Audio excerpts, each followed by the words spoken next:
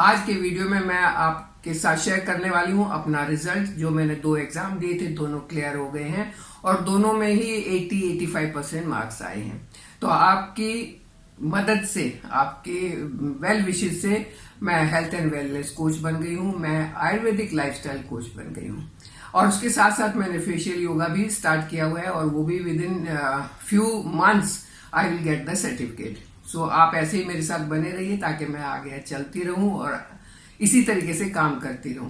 मैं पहले भी बताया था कि there is no limit to learn. आप कभी भी किसी भी उम्र में कुछ भी सीख सकते हैं और मैं अब सीख रही हूं आपकी मदद से। So thank you for that. और आज मैं अपना वीडियो शुरू करती हूं ये बताने के लिए कि मैं इस उम्र तक कैसे ठीक ठाक चल रही हूं, क्या मेरा रूटीन है, कैसे मैं करती हूँ, क्या करती हूँ।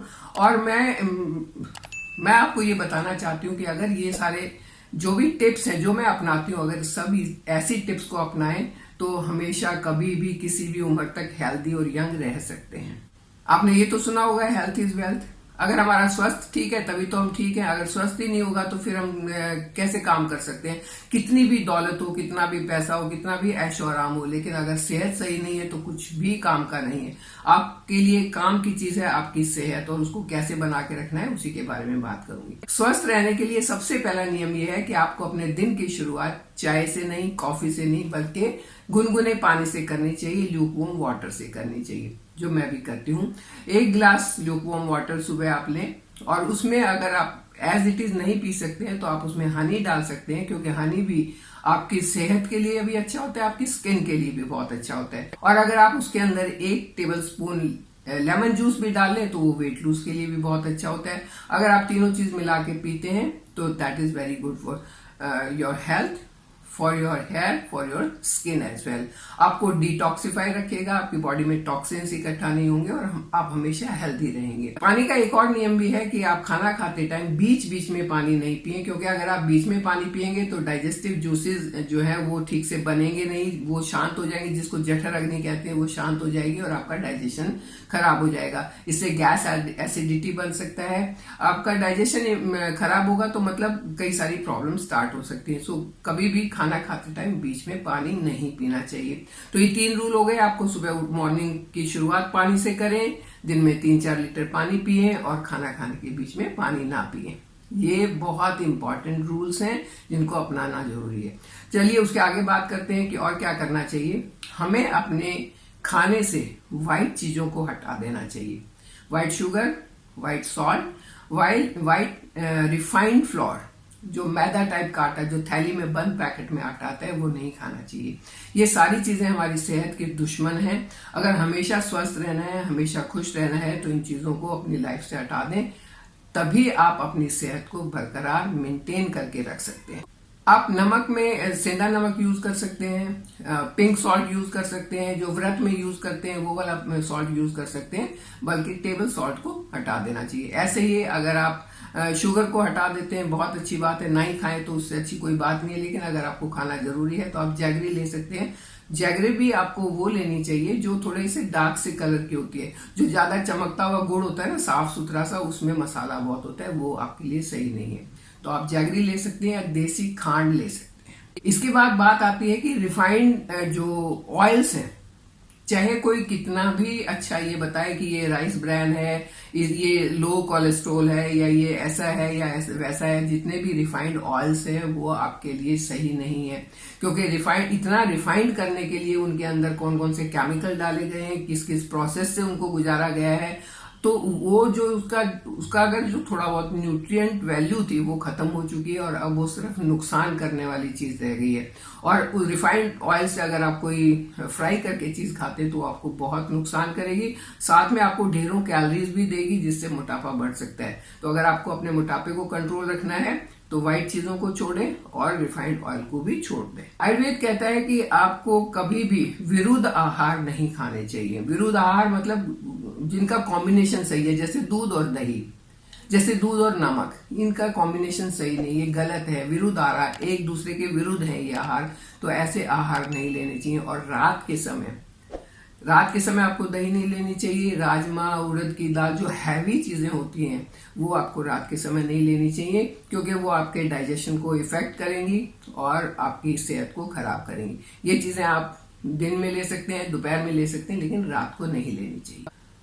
जब हम छोटे थे तो एक हमारे स्कूल में भी बताते थे, घर में भी बताते थे, an apple a day can keep the doctor away. और ये बिल्कुल सही बात है। सिर्फ एप्पल ही नहीं, आप ज्यादा से ज्यादा फ्रूट खाएं और रंग बिरंगे फ्रूट खाएं। जितने आप रंग बिरंगे फ्रूट, रंग बिरंगी सब्जियां खाएंगे, उतने ही ज्यादा आप हेल्दी होंगे, क्योंकि उतने ही ज्यादा न्यूट्रिएंट्स आपको मिलेंगे। किसी में कोई न्यूट्रिएंट है तो किसी में कोई है, और सबका कॉम्बिनेशन जब आपको मिलेगा तो आप अपने आप हेल्दी रहेंगे। आपको रंग बिरंगे फ्रूट, रंग बिरंगी सब्जियां और पत्ते वाली सब्जियां भी खानी चाहिए। पत्ते वाली सब्जियां सिर्फ बारिश के दिनों में ना खाएं, बाकी सारा साल आप खा सकते। खाने का एक रूल और है कि अगर हम अपना खाना शुरू करने से पहले सैलेड खा लेते हैं तो हमें भूख कम लगेगी, और हम जो एक्सेस कार्ब है उसको खाने से बचेंगे। एक्सेस कार्ब नहीं खाएंगे तो एक्सेस कैलोरीज नहीं खाएंगे, और जब कैलोरीज कम होंगी तो हमारा वेट मैनेज रहेगा। वेट मैनेज होते ही सारी चीजें अपने आप मैनेज हो जाती है, हमारी हेल्थ अपने आप ठीक हो जाती है। अगर वेट बढ़ा तो हेल्थ खराब होती है। तो खाना खाने से पहले अगर सैलेड खाएंगे तो आपको भूख कम लगेगी।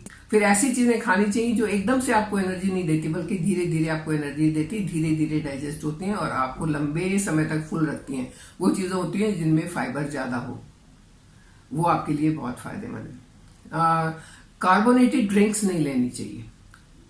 कोक है, ये बहुत सारी तरह की आती है, कोई फैंटा है, कोई नीली है, कोई काली है, कैसी कैसी ड्रिंक्स आती है, वो नहीं लेनी चाहिए। दो रीजन है, एक तो उसमें वो कार्बोनेटेड है जो अंदर से आपके सिस्टम को खराब करेंगी, और दूसरा उनके अंदर एडिड शुगर बहुत ज्यादा है, जो शुगर आपके सेहत का सबसे बड़ा दुश्मन है।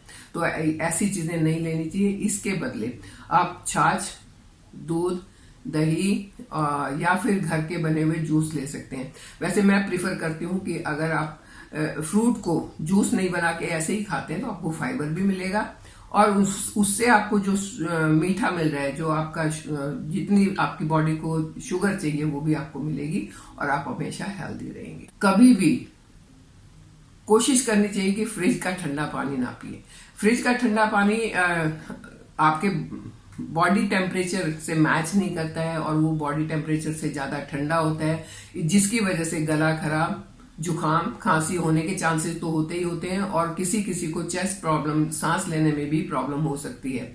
वो आपके डाइजेशन को भी इफेक्ट करता है। ज्यादा ठंडा पानी कभी नहीं पीना चाहिए। आप पानी या तो रूम टेम्परेचर का पिए या तो ल्यूकवार्म पानी पिए, तो बहुत फायदेमंद है। और खाना खाने के या तो आधा घंटा पहले पानी पिए या तो आधा घंटा बाद में पिए। खाने के साथ कभी भी पानी नहीं पिए।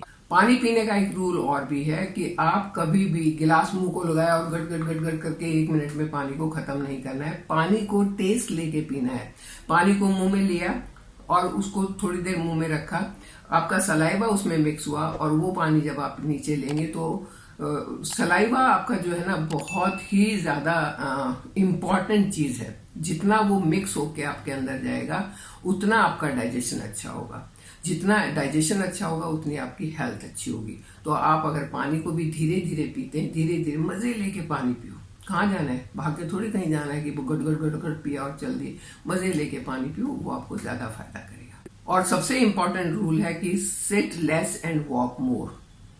आप कोशिश करें कि फिजिकल एक्टिविटीज आपकी ज्यादा होनी चाहिए, क्योंकि आजकल घर में वैसे काम नहीं रह गए हैं कि हम फिजिकल एक्टिविटी उनमें कर लेते हैं। हमारे पास वॉशिंग मशीन है, हमारे पास बहुत सारी मशीनरी है जिसको हम बटन दबाते हैं और हमारा काम झट से हो जाता है। चाहे कपड़े धोने का है, खाना बनाने का है, इवन आटा गूंदने की भी मशीन आ गई है, वो करने की जरूरत नहीं होती। जब ऐसे करके आटा गूंदते थे ना तो किसी की उंगलियों में आर्थराइटिस का प्रॉब्लम नहीं होता था, आजकल हो जाता है। तो हमारे पास क्योंकि एक्स्ट्रा ऐसा काम नहीं रह गया है, हमारे सारे काम मशीनें या हमारे जो हेल्पर्स हैं वो कर देते हैं, तो हमें अपने आप को बिजी रखने के लिए अपने आप को मूवमेंट में रखना चाहिए। उसके लिए आप योगा कर सकते हैं, प्राणायाम कर सकते हैं, वॉक कर सकते हैं, छोटी मोटी जैसी आपसे होती है एक्सरसाइज कर सकते हैं। लेकिन मकसद सिर्फ इतना है कि ज्यादा बैठे नहीं, अपने आप को मूवमेंट में रखें, अपने आप को काम में लगा के रखें, अपनी फिजिकल एक्टिविटीज को बढ़ा के रखें, तो आपकी सेहत बहुत अच्छी हो जाएगी। और अगर कहीं ऐसा नहीं किया तो क्या होगा? तब तो बहुत मुश्किल है कि मोटापा बढ़ेगा, मोटापा बढ़ा तो शुगर बढ़ेगा, शुगर बढ़ा तो साथ में हार्ट का प्रॉब्लम हो जाएगा, कोलेस्ट्रॉल बढ़ जाएगा, कुछ हो जाएगा और कुछ हो जाएगा। तो अपने आप को एक्टिव रखना बहुत जरूरी है, अपने आप को पॉजिटिव रखना बहुत जरूरी है, और एक्टिव और पॉजिटिव रहते हुए आप मेरे साथ बने रहिए। चैनल को सब्सक्राइब कीजिए। Thank you.